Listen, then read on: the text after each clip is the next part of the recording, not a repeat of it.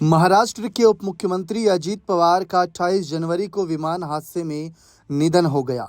निधन से करीब 2 हफ्ता पहले उन्होंने 1999 की भाजपा शिवसेना सरकार पर घोटाले का आरोप लगाया था। उन्होंने कहा था कि वे फाइल अभी भी उनके पास है। भाजपा ने इसे पवार का उचित बर्ताव नहीं बताकर हैरानी जताई थी, लेकिन अब उनके निधन के बाद सोशल मीडिया पर कई लोग उस आरोप की चर्चा कर रहे हैं। अजीत पवार ने 13 जनवरी को कहा था कि 1999 में पार्टी फंड के लिए एक सिंचाई परियोजना की लागत 100 करोड़ रुपए बढ़ाकर पेश की गई थी। उन्होंने कहा कि पुरंदार लिफ्ट सिंचाई योजना की फाइल 1999 मेरे पास आई तो ये 330 करोड़ रुपए की योजना बताई गई थी।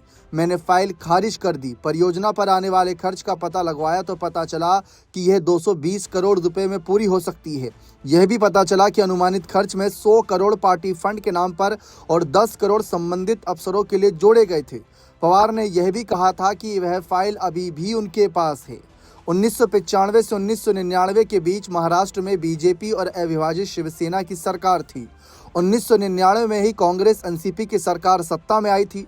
बीजेपी शिवसेना सरकार में भाजपा के एकनाथ खड़से सिंचाई मंत्री थे। खड़से ने पवार के आरोपों को नकारते हुए कहा था कि वे खुद सिंचाई विभाग में भ्रष्टाचार के आरोपों का सामना कर रहे हैं और इससे ध्यान हटाने के लिए इस तरीके की बातें कर रहे हैं। बता दें कि खुद अजीत पवार पर भी भ्रष्टाचार के कई आरोप थे। अजीत पवार पर सिंचाई घोटाले का भी आरोप था। नवंबर 2018 में भ्रष्टाचार निरोधक ब्यूरो यानी एसीबी के तत्कालीन डीजीपी संजय बर्वे ने एक हलफनामे में कहा था कि अजीत पवार ने सिंचाई परियोजनाओं के ठेके देने में दखलंदाजी की थी। हालांकि एसीबी ने उन्हें किसी मामले में आरोपी नहीं बताया था। नवंबर 2019 में एसीबी ने 9 ऐसे मामले जांच बंद कर केस खत्म करने की सिफारिश की थी। हालांकि तब के एसीबी चीफ परमबीर सिंह का कहना था कि इनमें से कोई भी केस अजीत पवार विदर्भ सिंचाई विकास निगम के पूर्व अध्यक्ष से संबंधित नहीं है।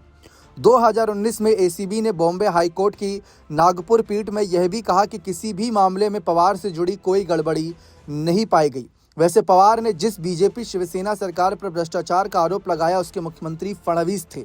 जब पवार से उनकी दोस्ती नहीं थी तब फडणवीस ने भी पवार को भ्रष्टाचारी बताया था और कहा था कि भाजपा की सरकार आएगी तो अजीत पवार जेल में चक्की पीसते हुए नजर आएंगे। लेकिन बाद में फडणवीस ने पवार को उप मुख्यमंत्री की कुर्सी दे दी और साथ में एक दिन मुख्यमंत्री बनने की शुभकामनाएं भी। बने रहे चैनल के साथ। बहुत बहुत शुक्रिया।